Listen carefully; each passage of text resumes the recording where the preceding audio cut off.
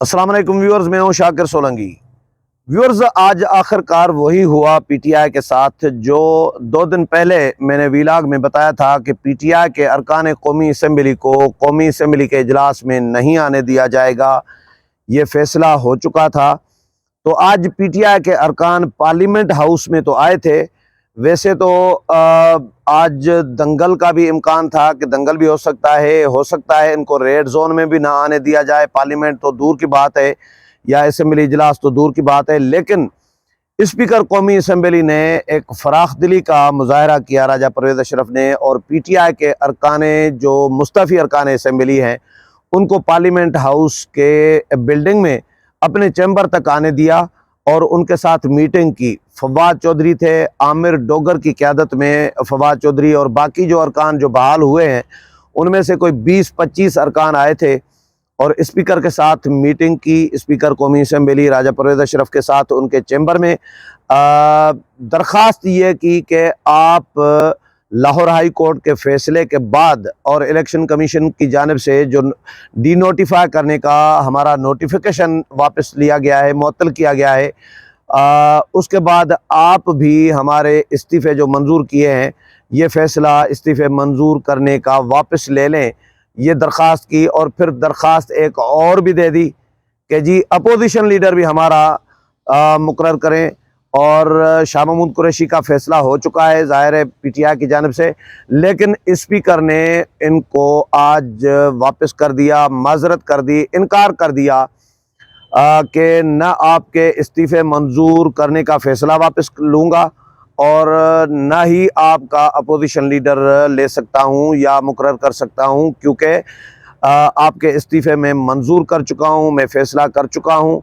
और मैंने आपको खतूत लिखे थे, उनको पूरा एक आईना दिखाया पीटीआई को कि आपको मैंने खतूत लिखे, आपको मैंने मदऊ किया, बुलाया कि आप आएँ कि अपने इस्तीफ़ों की तस्दीक करें, लेकिन आप मेरे बार बार बुलावे के बावजूद आप नहीं आए। बाज़ाब्ता तौर पर मैंने टेलीफ़ोन किया आप लोगों को, आपके लीडरान को, पर पार्लियामान वो जो चीफ व्हिप होता है, चीफ व्हिप को, आमिर डोगर को, असद कैसर को, मुख्तलिफ लोगों से राब्ते किए, लेकिन आप लोग नहीं आए। और मैंने खतूत भी लिखे, फिर भी आप लोग नहीं आए।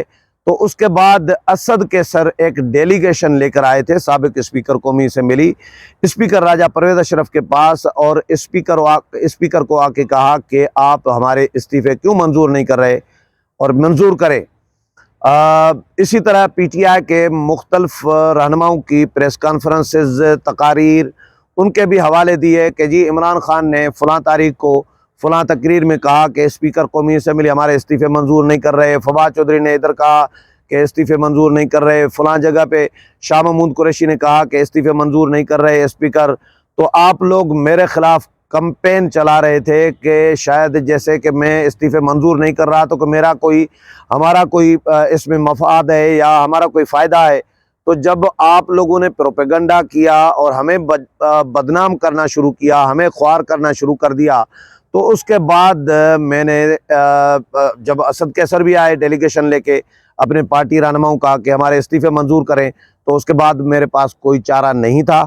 मैंने उसके बाद ये आपके इस्तीफ़े मंजूर किए हैं। जब इस्तीफ़े में मंजूर कर चुका था तो आप लोगों ने उसके बाद मेरे साथ रब्ता किया है और बाद में आपको होश आया, बाद में आपको एहसास हुआ कि ये तो गलत हो गया काम, तो आप लोगों ने फिर रब्ता किया। तो मैं तो इस्तीफ़े मंजूर कर चुका था, अब क्या करता। तो इलेक्शन कमीशन को मैंने भेज दिया, इलेक्शन कमीशन ने डी नोटिफाई कर दिया आप लोगों को। फिर इलेक्शन कमीशन ने उन हलकों पर इंतखाबात भी अनाउंस कर दिए, ज़मीनी इंतखाबात, लेकिन आप लोग फिर लाहौर हाई कोर्ट में चले गए। अब लाहौर हाई कोर्ट के फैसले के बाद जो डेवलपमेंट हुई है, तो उसके बाद मेरे पास कोई ऐसा कोई नहीं आया, कोई फैसला या कापी, ऐसा कोई जुमला मुझे नज़र नहीं आया जिसमें स्पीकर का फैसला मुअत्तल किया गया हो। सिर्फ ज़मीनी इंतखाबात जो अनाउंस किए थे इलेक्शन कमीशन ने, वो मुलतवी करने का नोटिफिकेशन हुआ है या इलेक्शन कमीशन ने वो नोटिफिकेशन डी नोटिफाई करने का मुअत्तल किया है, लेकिन स्पीकर की रूलिंग, स्पीकर का फैसला इस्तीफ़े मंजूर करने का वो न लाहौर हाई कोर्ट ने मुअत्तल किया है और न इलेक्शन कमीशन ने मुअत्तल किया है।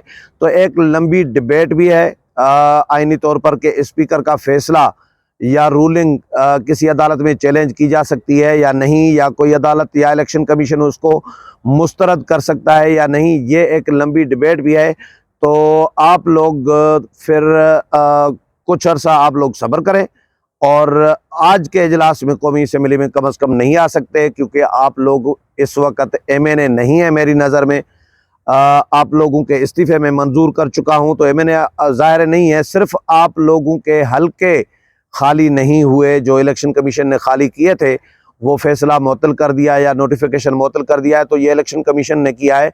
मैंने अभी फैसला वापस नहीं लिया आप लोगों के इस्तीफ़ों के मंजूरी का, लेकिन PTI ने मिन्नत समाजत की स्पीकर को कि हम वापस आना चाह रहे हैं, रोल प्ले करना चाह रहे हैं, लेकिन बहुत अच्छे एक माहौल में स्पीकर कौमी असम्बली ने राजा परवेज़ अशरफ ने इनको डील किया और कोई बदनज़मी और कोई हंगामा कोई PTI की जानिब से भी नहीं किया गया।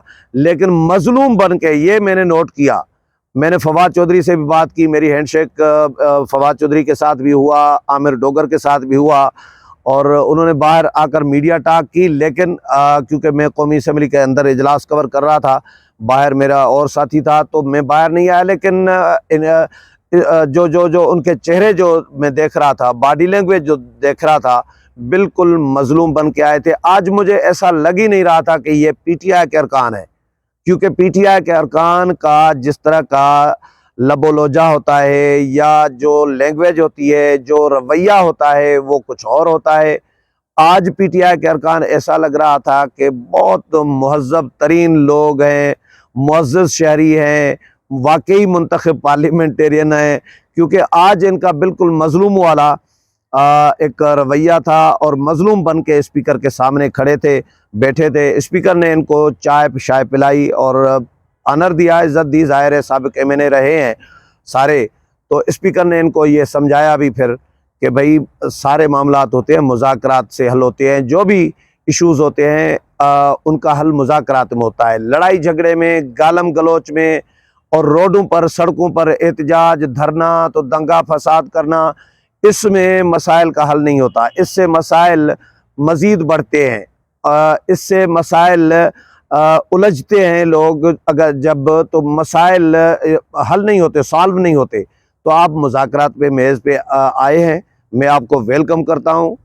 अच्छा किया है आप लोगों ने, क्योंकि हमने तो ये सोचा था कि शायद स्पीकर इनको पार्लियामेंट के अहाते में भी ना आने दे, लेकिन पिछली दफ़ा ये गए थे जब स्पीकर को मिन्नत समाजत करने, तो स्पीकर नहीं थे, अवेलेबल नहीं थे और सेक्रेटरी कौमी असम्बली भी नहीं थे, लाहौर चले गए थे।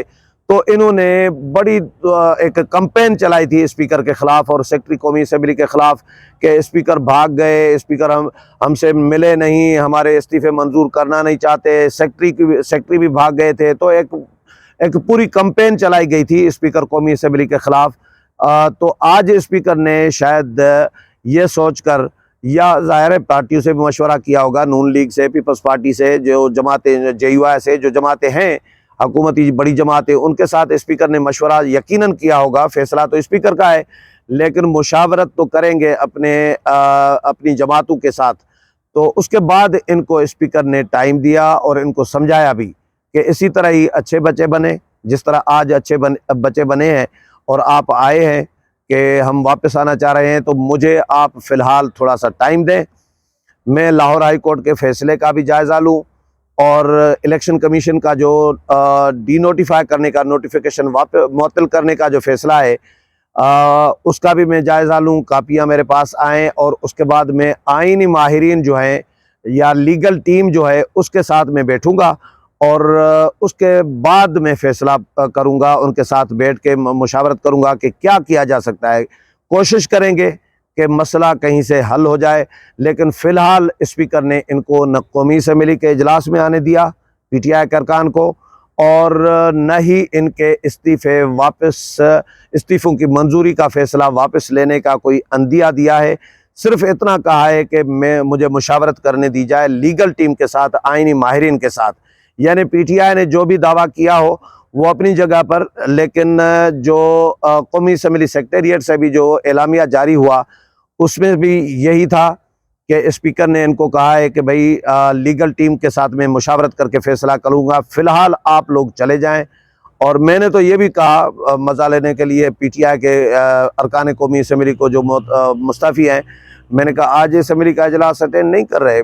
मैंने मासूमियत के साथ पूछा, लेकिन उन्होंने कहा नहीं जी आज कैसे कर सकते हैं। वो खुद ही ज़ाहिर है उनको एहसास है कि उनके इस्तीफ़े मंजूर हैं।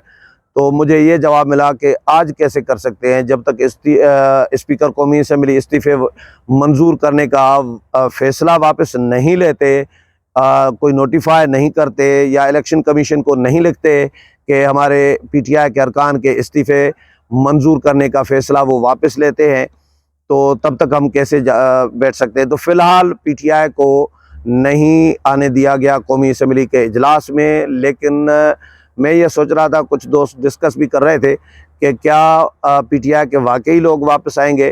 वापस आ भी सकते हैं, होने के लिए कुछ भी हो सकता है, लेकिन है ज़रा थोड़ा मुश्किल, क्योंकि जब स्पीकर इस्तीफ़ा मंजूर किसी का कर चुका हो तो उसके बाद वो वापस कैसे ले सकता है स्पीकर।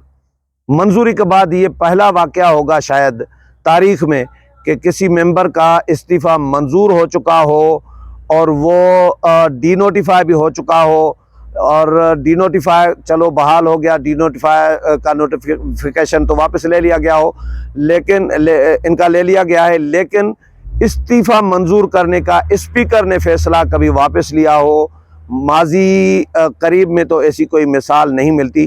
तो लेकिन इसीलिए मैं कह रहा हूँ कि पीटीआई के मुस्तफ़ी अरकान कौमी असम्बली का कौमी असम्बली में वापस आना और अपोजिशन लीडर का ओहदा राजा रियाज से छिनवाना या पार्लियामेंट का दोबारा से पार्लियामेंट में रोल प्ले करना या निगरान सेटअप के लिए मुशावरत करने का जो ख्वाब है, मुझे नहीं लग रहा कि ये कोई इतना आसानी से पूरा हो सकता है। उम्मीद है प्रोग्राम पसंद आया होगा। अगले प्रोग्राम में फिर मुलाकात होगी, तब तक इजाज़त चाहता हूँ। अल्लाह हाफ़िज़।